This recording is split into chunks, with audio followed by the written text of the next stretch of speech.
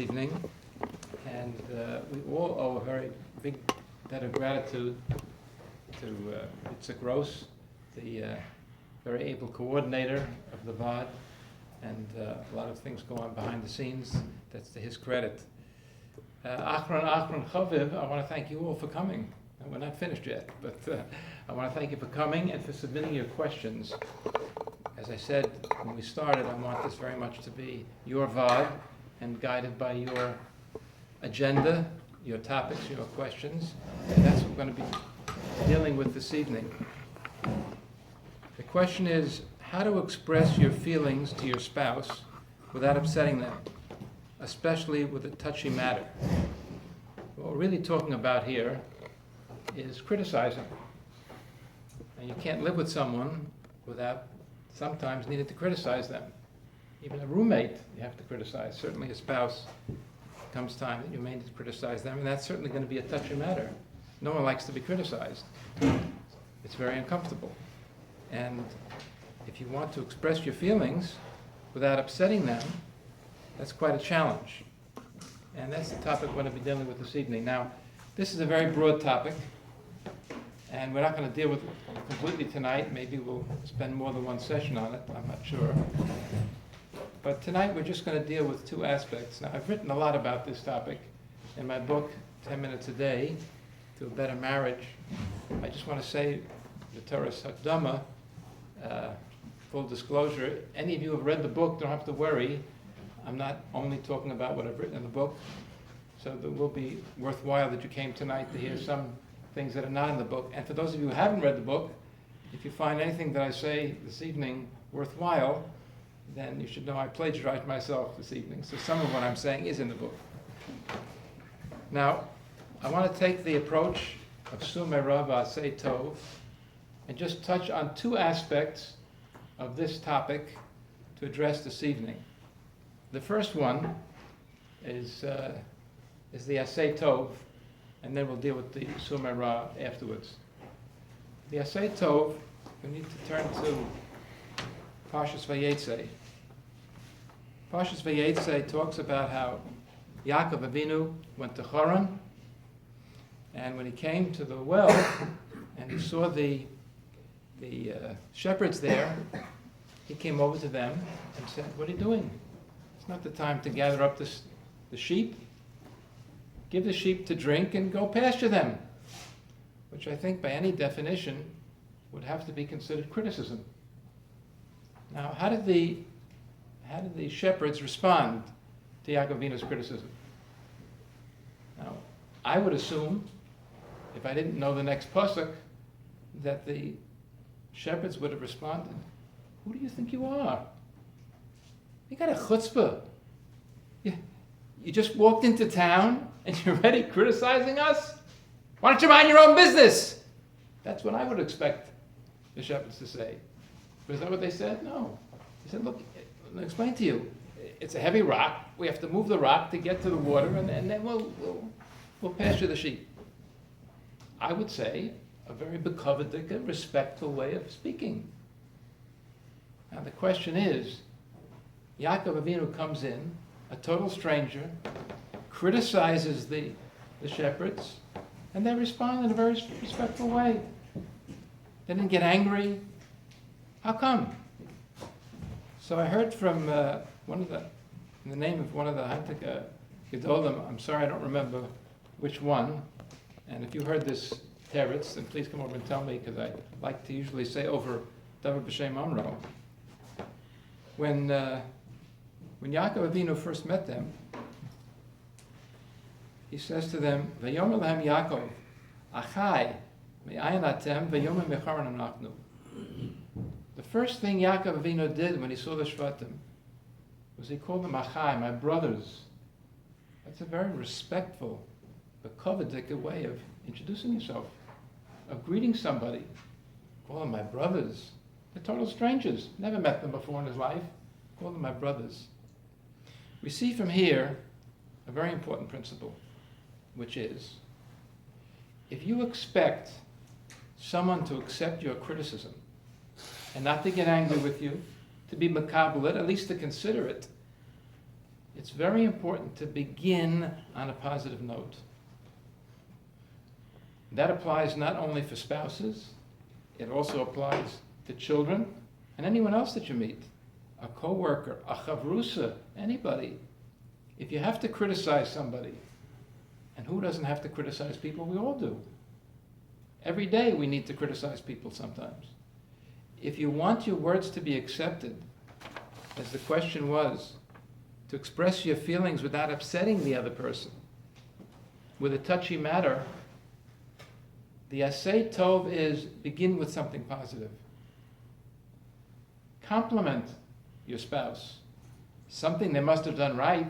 It couldn't be a complete lo yitzlach, otherwise you wouldn't have married them. So find something positive to say, a compliment, praise, appreciation, as in by way of introduction.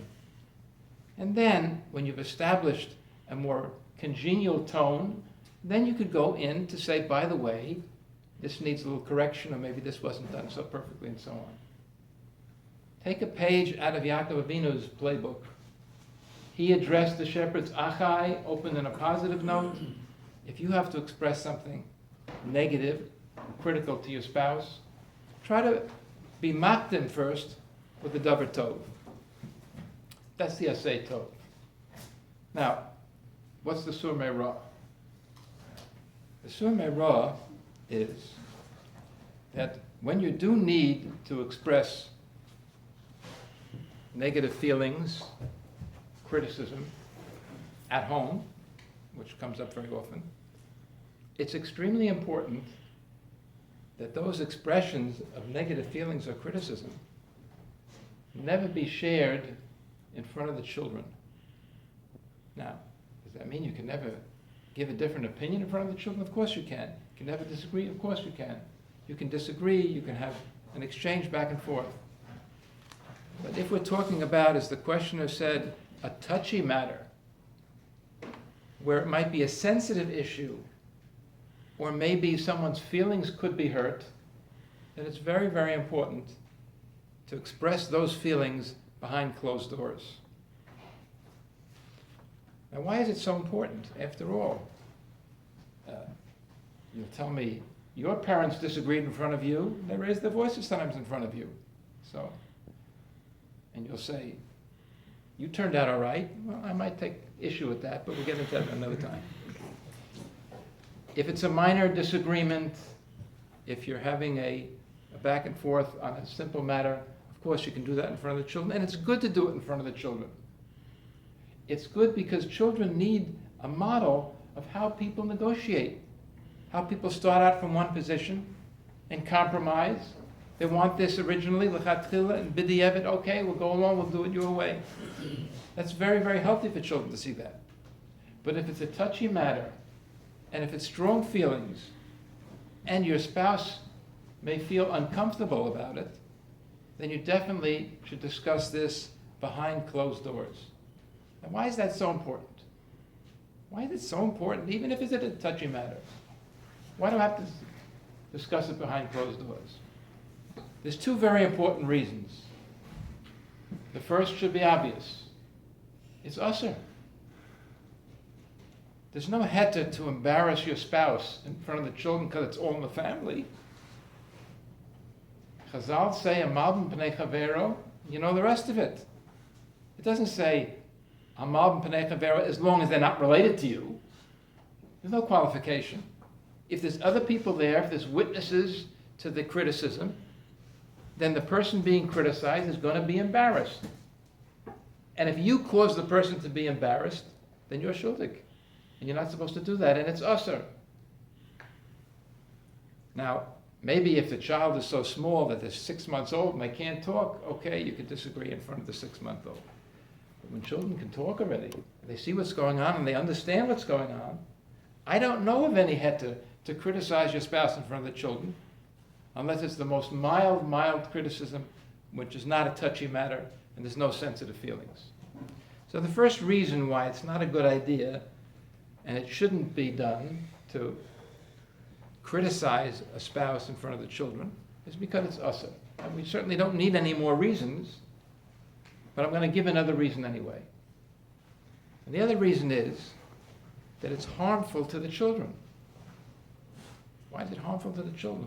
Where's this coming from? Was this new idea? No, it's not a new idea. We could take it from Chazal. What do Chazal say? Well, first of all, we have a pasuk in the Chumash, a parsha in the Chumash. Ki yeh le'ish ben Sarah Mora, einena shomea b'kol aviv v'kol imo, v'yisro oso v'lo yishma aleim. We have the parsha of Ben Sarah Mora. Pasuk says, he's not listening to his parents. They take him to Beis Din, take him out, and stone him. Death penalty for not listening to your parents? Is that what the Torah expects? We're supposed to go killing children because they're not listening to their parents? Havdal Elef Alfei Alfei Havdalah sounds more like ISIS than the Torah. So what do Chazal say about this parsha? The Gemara in Sanhedrin says regarding Ben Sarah and Mora as follows. Ben Sarah and Mora, the case of actually executing a child who was disrespectful to his parents. Lo haya, there never was such a case. V'lo osid lios, and there never will be a case of Ben Sarah and Mora. The qualifications are so restrictive that it never happened that a child was executed according to the din of the Torah. And Chazal are so confident that they say in the future it never will happen. It'll never be a possibility. The obvious question is, the Gemara asks, B'lama nichtav? So why does the Torah include it if it's not Lamaisa? If we're never going to actually execute a child, we're never going to carry out such a sentence, what does the Torah have to even include it? So the Gemara says, Drosh v'kabel schar. You're supposed to study it and receive reward for studying it. What are you supposed to study? We're supposed to study how we can learn from this parsha to apply the lessons of the parsha in our daily lives. Now, what's one of the lessons here? It says the Gemara that that Ben Sarah Mora is only when in a case if imo shava oviv, the mother and father have to be equal. Bakol in their voice, bamara in their appearance, ubakoma in their stature. Eino nasa ben Sarah Mora. Unless all three things are equal, doesn't qualify as the case of Ben Sarah Mora. My time, what's the reason? The Amakra, the pasuk says, "Einenu shomea b'kolenu." He doesn't listen to our voice. Now, does that mean a man and a woman have to have the same voice? A man has a different voice than a woman. How can it ever be the same?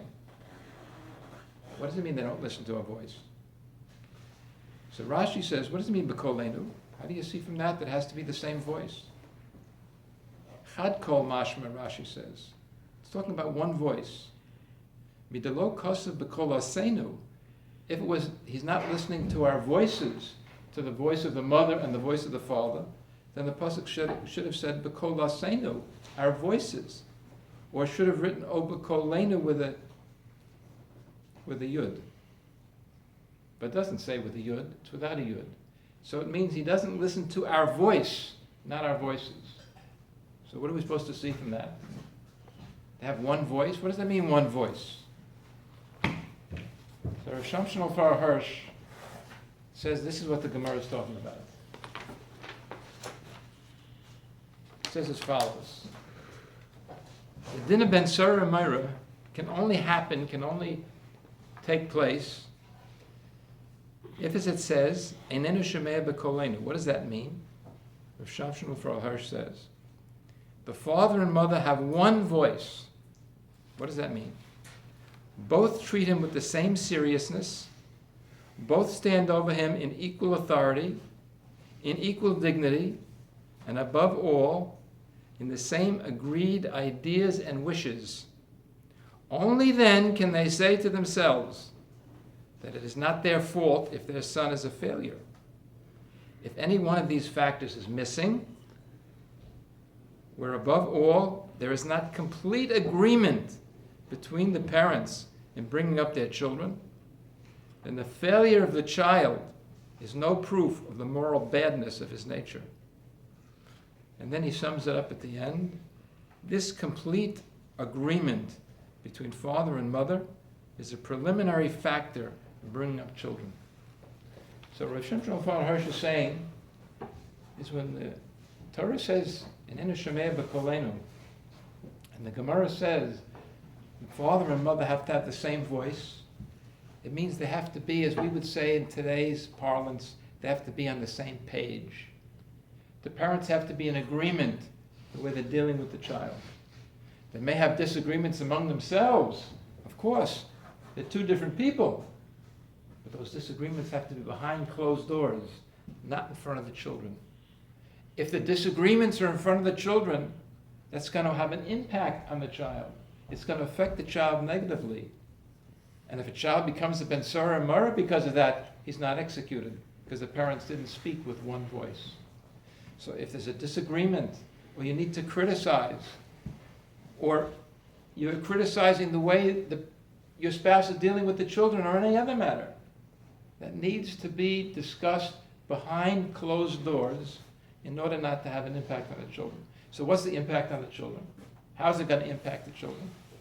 Well, in many ways, children can develop anxiety and depression. It's very stressful for a child when the parents are quarreling, disagreeing with each other. And there's many, many psychological problems that can result from parents disagreeing openly, harshly, criticizing, attacking, fighting, arguing with each other in front of the children. Now, perhaps one of the best examples or illustrations of the impact, the negative impact on children of parents who are disagreeing openly in front of them, it comes from a case that I had about 20 years ago that'll illustrate the importance and the need for disagreeing behind closed doors. A couple came to see me about 20 years ago because their son, who was in 7th grade, refused to go to yeshiva. Refused to go to yeshiva. He was out of yeshiva about 4 or 5 weeks by the time they came to see me. And they were kind of at their wits' end. Now, as I met them in my office, they came for the initial consultation. It was clear to me that they should have been here tonight. Of course, I wasn't giving the Vaad 20 years ago. Maybe if I had, they wouldn't have been in my office. But they certainly needed to hear this Vaad that I'm giving tonight, because they had such open disagreements with each other. Then in my office, they were contradicting each other, putting each other down in front of me. The first appointment, I thought to myself, Rabbanu Shalom, they're doing it in front of me, they're probably doing it in front of the kids too. Not only that, they were undermining each other when it came to how to handle this child. Now, it was clear to me, without even seeing the boy, that he was suffering what's called school phobia. Today they call it school refusal. Let me explain to you what that is. It's very normal for young children not to want to go to school. In preschool, in playgroups, the first week, half of them are crying, or more than half of them are crying. It's very difficult to separate from home, from the mother. That's what we call separation anxiety. That's normal, it's typical, it happens in all preschool classes at the beginning of the year, that's normal. But when a child has been going to school regularly, normally, without incident, suddenly refuses to go to school, then we have to suspect that it's not just normal separation anxiety, there's something else going on. And that's usually school phobia. Now, in some cases where a child refuses to go to school, the child could be victimized. Maybe he's being bullied. And that's enough to make a child not want to go to school. It could be on the bus, it could be in his classroom, we don't know. But usually when a child is being bullied, they're not afraid to tell their parents. That's why they don't want to go to school. And the parents can look into it, deal with it, speak to the mile and so on. That wasn't the case here. The parents asked him why he didn't want to go to school. He said, didn't give a reason. Didn't want to go. They asked him, point blank, is someone starting up with you? Is someone threatening you in some way, hurting you in some way? No. Doesn't want to go to school. Now, when someone at that age, 7th grade, who, by the way, he went to school in September. I saw this couple around November time. He went to yeshiva in September, started the year off fine. Came home for Sukkot. After Sukkot, he says, I'm not going back. Now, a 7th grader, they couldn't just say, you have to go back. No, I'm not going back. I'm not going to yeshiva. Now, why does a thing like this happen? Why would somebody suddenly not want to go to yeshiva when he wasn't doing poorly, he had friends, and he didn't have any separation issues before? Well, there's different theories as to exactly how this works. Some theorize that the child is so concerned about the conflict between the parents and so worried about the way they treat each other that the child feels he or she has to stay at home to keep an eye on the parents, so to speak. The afraid what's going to be, they're in yeshiva all day, but come home, they won't be home. They'll be broken up somehow. That kind of fear and worry can keep the child at home. Others theorize differently. They say it's not a question that the child is afraid of what's going to happen when they're not at home. But the child subconsciously is trying to bring the parents together. And what's the best way of bringing the parents together? Creating a crisis. What bigger crisis could there be? A 7th grader doesn't want to go to school. Sure enough, it got the parents together, at least in my office. And it gets the parents together to try to deal with this problem. While they're dealing with the problem, they're not so focused on fighting with each other. It's certainly not conscious, but it can be very powerful that a child can become symptomatic in this way, that he doesn't want to go to yeshiva and refuses to go to yeshiva, because the parents are so much at odds with each other that the child feels a need to try to unify the parents. Now, I mentioned that the parents were criticizing each other. They were undermining each other. And in the first session, they were undermining me too. Because they kept bringing up, especially the father, about this family advisor who was telling him how to handle the case. Of course, he obviously wasn't too effective, otherwise they would have come to me. So after 4 or 5 weeks, the kid wasn't in yeshiva, and the family advisor was guiding them, but they couldn't get together, and whatever they tried, the father was undermining the mother was undermining the father, and both of them were undermining me, and I said, we're not going to get anywhere very quickly with this. So I realized in the first session that we have to get this family advisor out of the equation, because I'm not going to be able to get the parents together as long as they can play me off against him against me. We're not going to get anywhere very fast.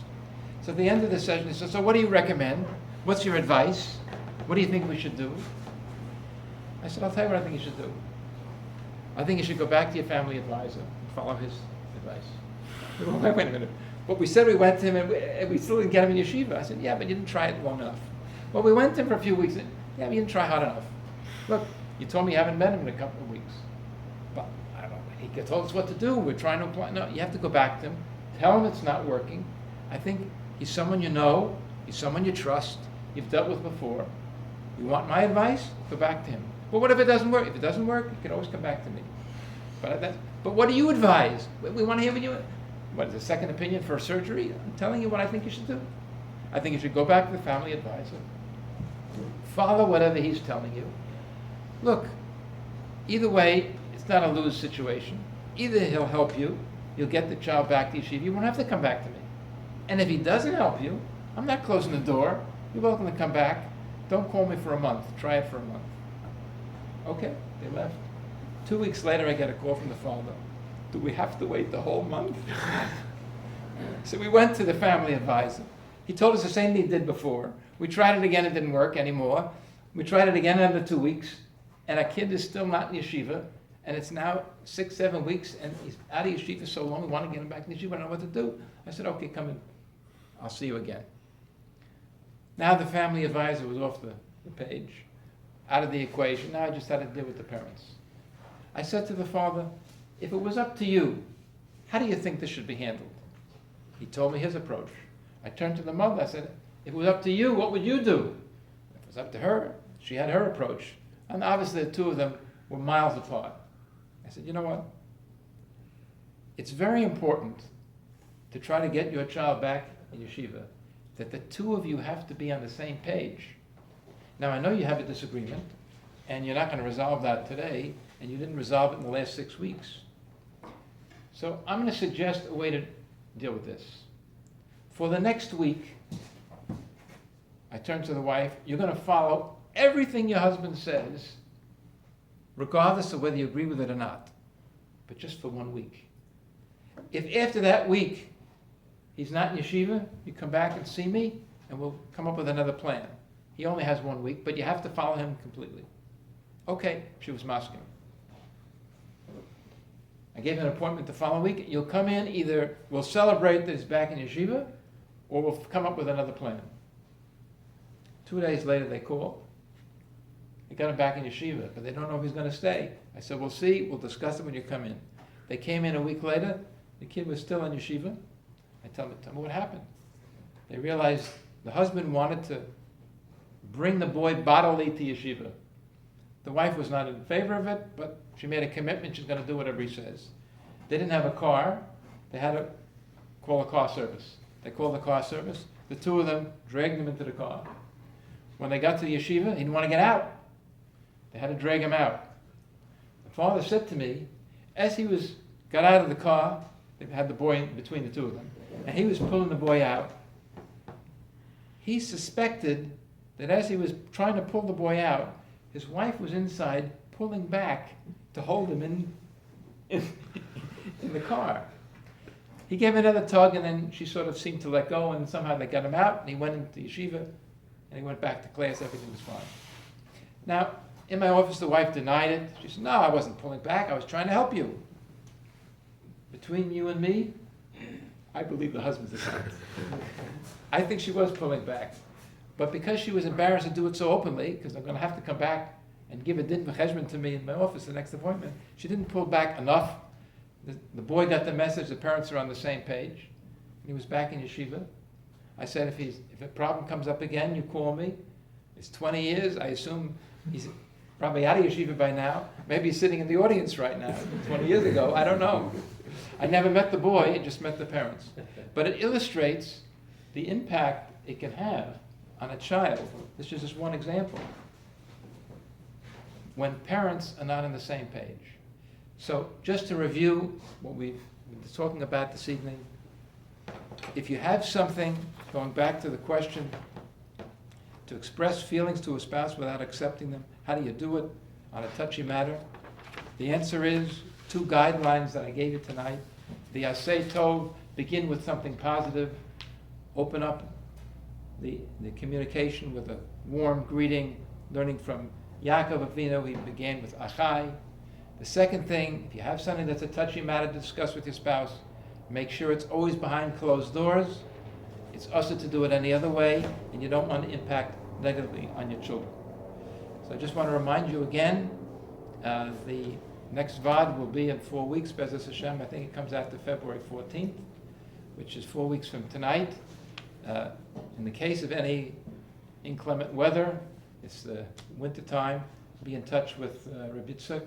If there's any need to cancellation, I'll be in touch with him to get the word out to everybody else. And I want to remind you again to please, again, submit your questions, topics, or suggestions to Reb Yitzchak, the coordinator, who gives them to me.